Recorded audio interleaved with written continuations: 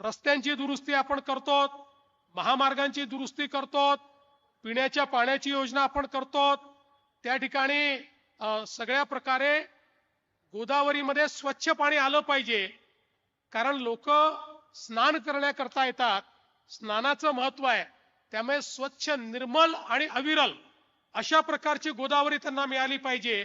आणि म्हणून मोठ्या प्रमाणात सीवेज ट्रीटमेंट प्लांट्स तयार करायचे, त्यातनं स्वच्छ पाणीच गोदावरीमध्ये जाईल अशा प्रकारचं नियोजन आपण त्या ठिकाणी केलेलं आहे.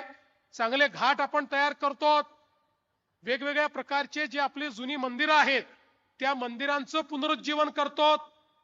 आणि हे सगळं करत असताना जो त्याचा पारंपरिक एक त्याचं दृश्य आहे, ते पारंपरिक दृश्य बदलता कामा नये.